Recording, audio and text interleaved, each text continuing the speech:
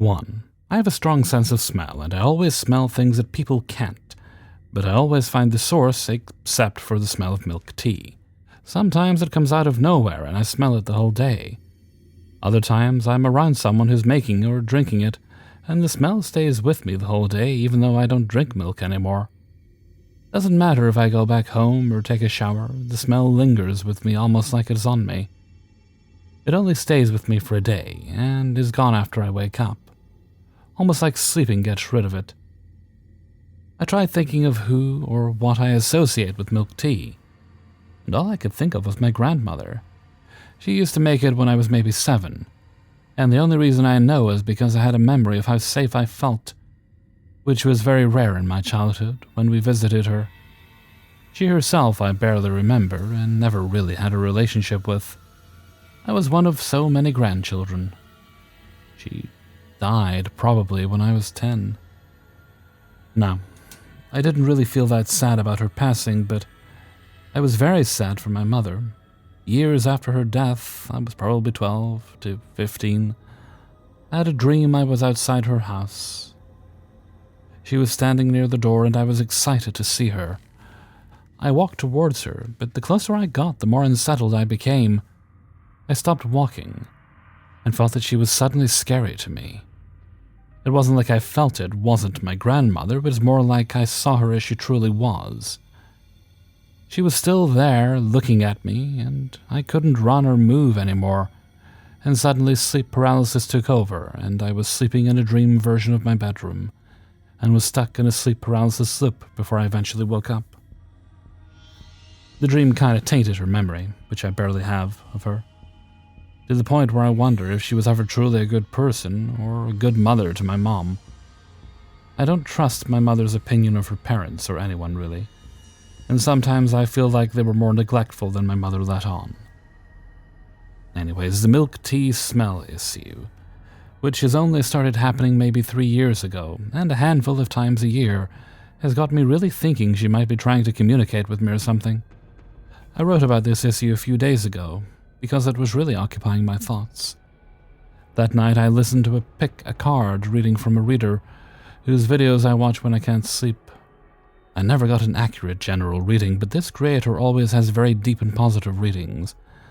And listening to her tarot readings feels like I'm manifesting good things, or at the very least, filling my mind with positive thoughts. The first part of the reading was so similar to my issue that I sat up to listen. She even said your grandmother wants you to eat something that she used to make for you. I couldn't sleep and have been thinking of this obsessively. I would drink milk tea, but I'm vegan now, so I'm not comfortable with doing that. How else can I communicate with her or figure out what she wants? Does she want me to fix my tainted perception of her? I would share this with my mom, but she is very sensitive about the memory of her parents. So I just felt the need to share this here and maybe gain some insight on what this could mean, or what I could do about it if it's something that's just in my head. 2. I used to intern at a state agency as part of their public education team. One half of the main building was offices, and the other half was an interpretation center that had classrooms and exhibits. There was also a separate warehouse-style building for shooting sports. The first thing I noticed was the doors in the shooting sports building, since I usually worked out there alone. It had 2 bathrooms with heavy metal doors. They would slam shut in an otherwise silent building and scare the shit out of me. I assumed it was pressure changes in the building, and did my best to brush it off. Then I started noticing that I would hear the front door open, and no one would come in. It was a very distinct sound, and many of my coworkers also heard it. The only other experiences I had in this building was when I would do maintenance. I tended to put on a podcast or music. I would notice that the building would start to get very loud. It would make some noise in the wind, but this was different. It would creak. The door would go, and sometimes it would sound like someone had knocked on the outside of the building. The first time it happened, I already was suspicious of a haunting, so I paused my music and asked if there was a problem with my music taste. It was probably stupid to talk to whoever was there, but the noise stopped immediately. I started making the occasional comment to it after that. The scariest experiences happened in the main building. The office end would have this recurring apparition that walked down the aisle of the cubicles, then disappear. It was normal to hear footsteps and doors close in the interpretation end of the building when no one else was there. All of this could have been coincidence or explained away in my mind. But then the most in-depth experience happened. There were 4 of us interns doing prep work on the interpretation side. It was pretty late. We all needed hours, so we were there at 7 or 8 p.m. The first thing that happened was the security system going off. We hadn't set it for the night, but just shrugged it off. It wasn't uncommon for one of the office staff to stop by and set the alarm on their way out. One of the other interns left after that and said that she felt like she was being watched all the way out. The rest of us started hearing doors opening and closing. It was quiet, so we stood there in silence trying to hear. Then we heard what sounded like a conversation between 2 men. We had already locked up for the night, so we assumed there was someone who snuck in. We swept that building twice looking for anyone else who might have been there, but there was nothing and all the doors were locked. We were freaked out and decided to clean up and leave. We did one final sweep of the interpretation area and found one door that was unlocked. I checked that door myself on the previous sweep, and it was locked then. The 3 of us were just about to leave when the night janitors came in. They calmed us down a bit, and we told them about our night. It turns out the janitors knew the place was haunted. They had experienced similar things and had even had their equipment messed with. The janitors had a theory that it was a recently deceased janitor that loved his job, the guy the shooting sports building was named after. I stayed at that internship for a few more months and heard footsteps and doors regularly, but nothing felt malicious. It felt more like they tried to mess with the interns. None of the full-time staff believed us, and nothing really bad happened. It felt light-hearted in the end. 3. I moved into my apartment approximately 9 years ago. It was a factory that had been converted into lofts in the early 2010s. I felt compelled to make this post because there's been some limited and strange experiences I've had over the years that led me down the rabbit hole and made me aware of an unsolved murder that had occurred on the property in 1998.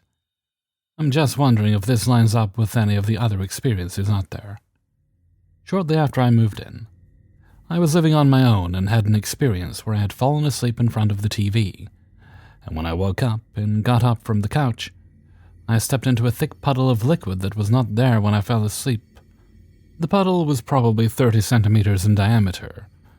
There was no obvious explanation in terms of air ducts, underlying pipe work, and I didn't have any liquids I was drinking that could have fallen over. The liquid was not water. It was thick, viscous, and smelled like coconuts, almost like a shampoo. I just cleaned it up, called my parents to see if there could be an explanation, and they just said to monitor, but it could have been a leak elsewhere that moved there. While I never experienced anything like this again, the experience led me to searching online for answers. Online, when I searched for explanations of liquid appearing, it gave me normal answers, but also led me to discussions about poltergeists. To discount it, I basically rationalized that there usually had to be some sort of trauma, and so unless something bad happened on the property, I could likely discount the theory. I can't say I was a true skeptic, but I'm definitely someone who would rather not poke and find things I would rather not find. Long story short, I discovered that my building was previously a factory, and that in 1998 the owner was murdered in the parking lot. The case is still unsolved, although a police officer was quoted in the news as saying they knew who did it, but there wasn't enough evidence to prosecute. When I had discovered this, I kind of made the link and simply mentioned the story to people in the building and friends and mentioned about the strange liquid appearing. I chalked it up to this murdered soul trying to get some acknowledgement, and ever since I've been telling the story, I haven't had another physical experience. But recently, I'm starting to sense I've been getting other experiences. For the past year, whenever I work in my home office, when I sit at the window closest to the street, I have been having a recurring kind of feeling or sense of getting shot by a gun in the head. Or at least what I imagine it would feel like to get shot. I get this feeling when I'm awake. They aren't dreams. It's like my mind drifts to it. It's hard to explain. It's like this memory of a car coming by, and I feel my head clock back violently. This has been a recurring kind of memory or irrational fear that comes and goes. But it's been happening for like a year, and only when it's dark outside. I think this might be the spirit trying to communicate how they felt when they got murdered. When I first researched the murder, I didn't pay attention to where the victim was shot. But I just went back to review the news articles, and they mentioned it was an organized mob hit with a getaway car, and 3 men who shot the victim once in the head and twice in the stomach. I just made the link between the recurring memory and the shot to the head. The murder happened at 7 in the morning, and my stomach tends to randomly hurt at that time for like 30 minutes, and then completely fine the rest of the day. This isn't every day, but here or there. Has anyone had similar experiences? Is there anything I could do to put the spirit at ease?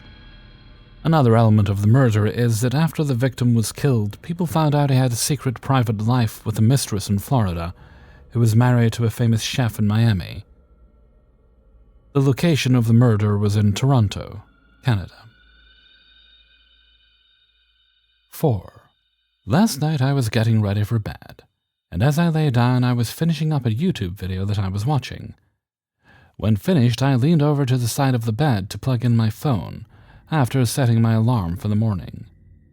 When I rolled back over to have my nightly prayer, I noticed a black mass over my body. It was a black fog that was partially transparent, but it felt heavy and had a density to it. It felt like a very negative energy mass floating above me. I immediately sat up in my bed and noticed that I started to feel high, as if I had taken a drug or something. It felt like a head rush, and it kept getting stronger and stronger. At the same time, I noticed multiple different frequencies started ringing in my ears very loudly. There was at least 3 different pitched frequencies. I was hearing ringing in my ears, and no, it wasn't just my tinnitus picking up. I have tinnitus, and my ears ring 24/7, at the same pitch every single day. So I'm very aware of that. This was multiple different frequencies layered one on top of another. It almost felt as if something was trying to make contact with me. So I decided to turn on the light in my room and use the bathroom because I have a bad habit of slamming water before I go to bed. I checked both the doors to make sure they were locked and got back to my bedroom to lay down again and see if the energy was still there.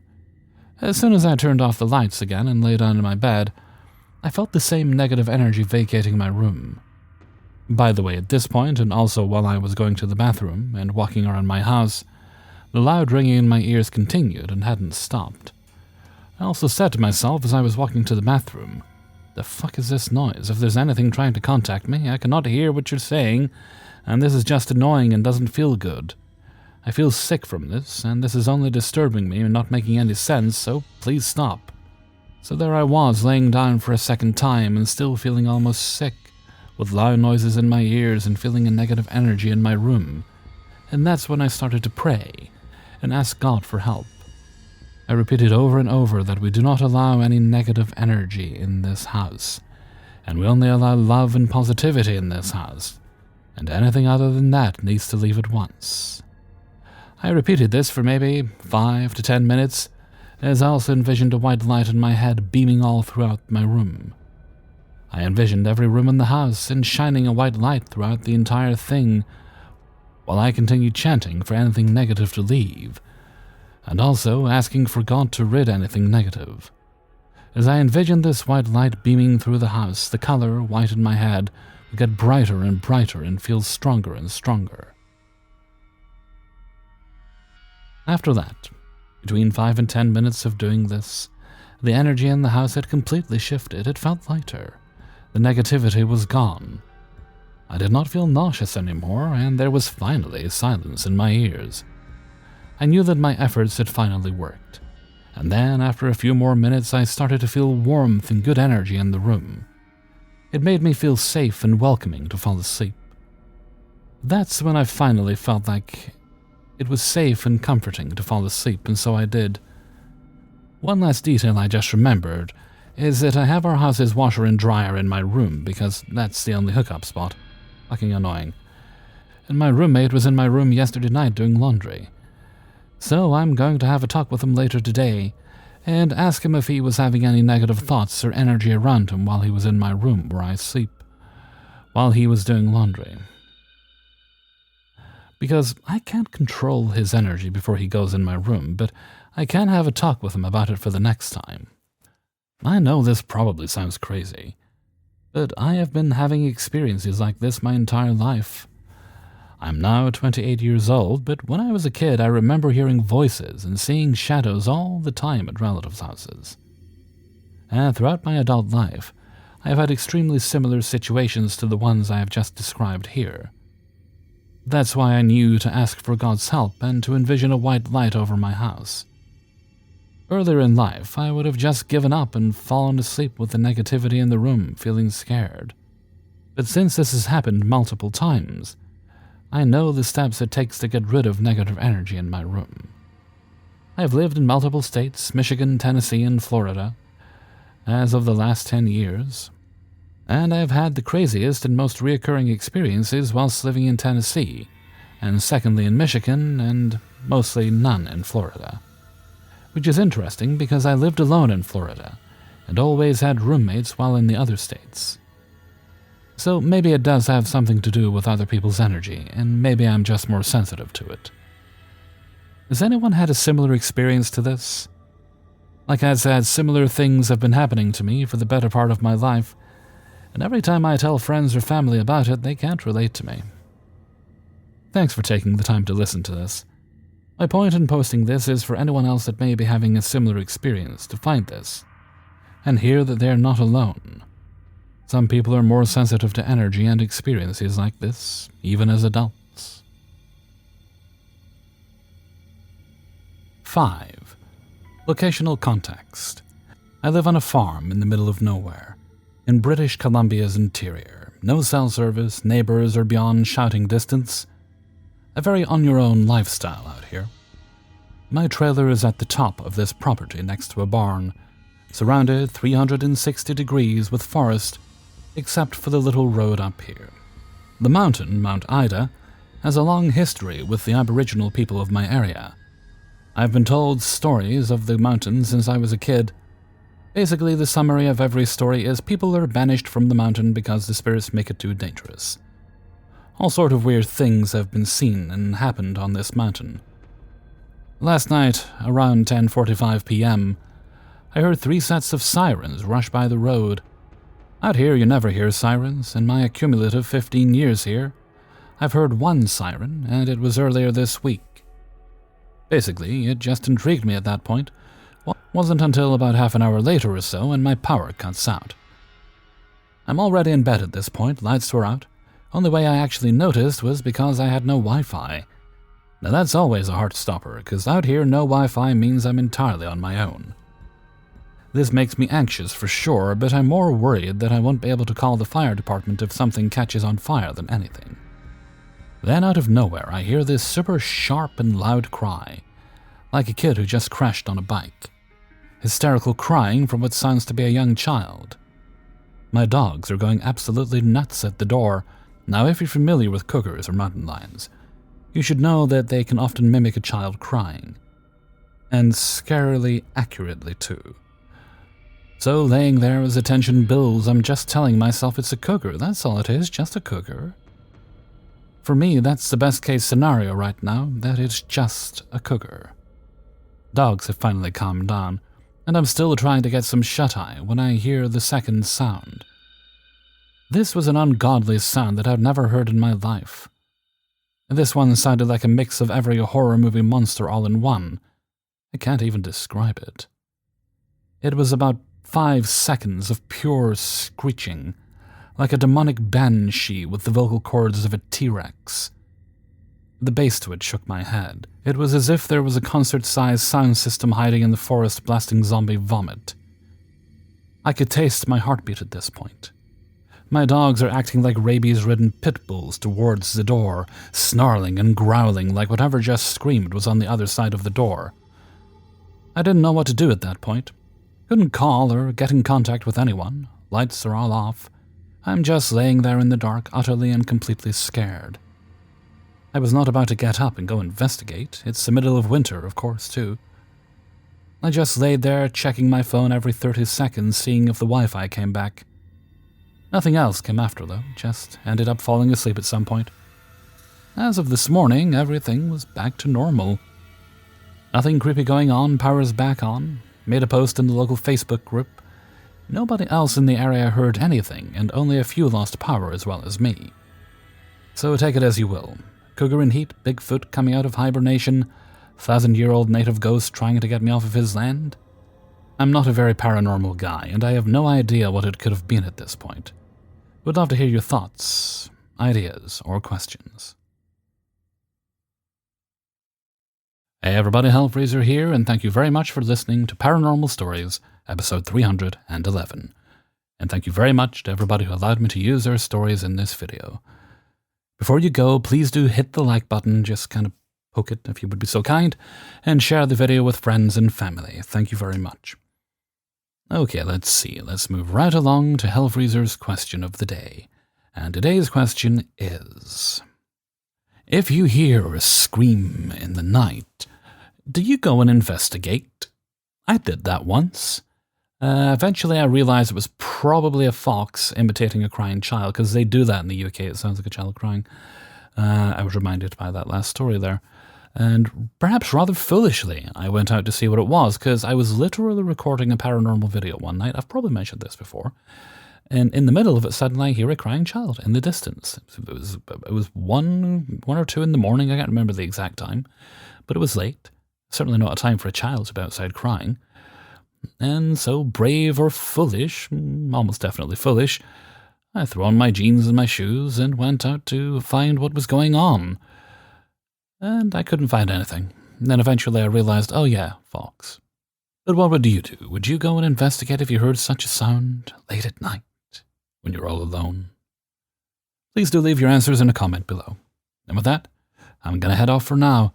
So until next time, thank you very much for listening, and take very good care of yourself.